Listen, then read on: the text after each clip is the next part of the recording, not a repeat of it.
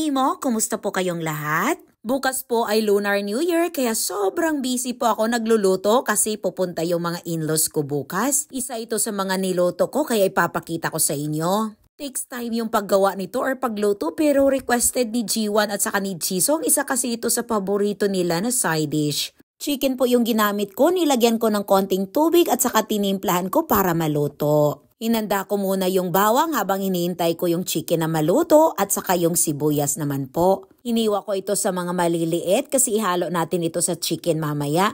Pagkatapos ay hinanda ko na rin yung carrot.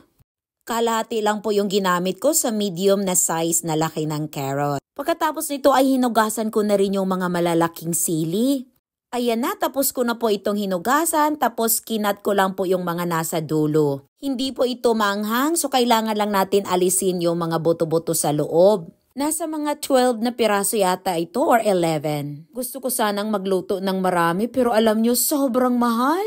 Alam nyo yung mga 10 or 11 na piraso nasa mga 500 pesos na po. Lahat na talaga ng mga bilihin ay tumaas na yung presyo. Pagkatapos nito ay luto na rin yung chicken kaya hiniwa ko na rin ito sa maliliit. Dito sa Korea, isa ito sa street food nila pero yung ginagamit na karne ay karning baboy. Pero hindi nga kami kumakain nun. Yung karning baka naman po ay ang mahal kaya ito lang po muna yung gagamitin ko, yung chicken. So igigisa ko lang po, naglagay na ako ng bawang and then sibuyas. Pagkatapos niyan, nilagay ko na rin po yung carrot. Dahil luto na po yung chicken natin, last ko na po siya nilagay at saglitan lang po. Tinimplahan ko ng 1 teaspoon lang po ng fish sauce and then naglagay din ako ng pinch ng salt. And then nilagay ko na rin yung chicken. Timplado na kasi yung chicken, masarap na kaya late ko na siya nilagay. Yung iba po ay hindi na nila niluluto at tinimplahan na lang at ilagay sa loob ng sili. Pero ako po niluto ko para sure talaga na luto siya. Naglagay ako ng 2 kutsara ng flour tapos pinahiran ko po yung labas at saka loob ng sili. Konti lang po. Hindi kasi ganun kadami yung oil na gagamitin ko sa pagprito kaya niluto ko muna yung ilagay ko sa loob kagaya ng karne at saka yung mga gulay para sure na luto talaga. Pag deep fry naman, okay lang naman, maluluto naman yung nasa loob.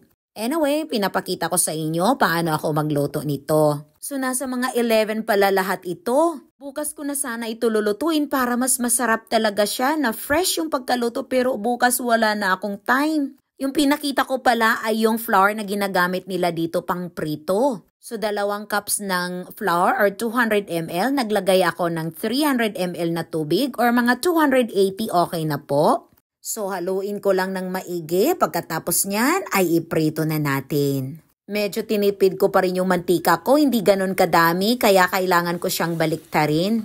Alam nyo, sobrang sarap nito. Natakam na si Jisong at saka si G1 kaya kumain na kami nito kanina sa hapunan. Yung 6 na piraso ay bukas na lang po pero marami naman pong ibang side dishes kaya okay lang. Ayan, tingnan nyo mga kaimo, sino sa inyo nakapagluto na ng ganito? Ako naman, kapag ganito lang na may mga gathering kami, nagluluto ako nito. Last year, karning baka po yung ginamit ko, pero ngayon, chicken kasi mas mura at masarap din naman po. Mas masarap ito kainin kapag pagkatapos nyong prituhin, kainin agad. Crispy, mabango at juicy pa siya. Kain tayo mga kaimo! Again, gusto ko pong magpasalamat sa inyong lahat. Maraming salamat po sa inyong suporta. Taos puso po ako nagpapasalamat sa inyo. Tingnan nyo, ang ganda ng pagkaprito, di ba? Alam nyo, kahit sili lang po yung iprito ninyo, hatiin nyo lang siya, masarap na rin po. Hanggang dito lang muna. Bye everyone! Annyeong!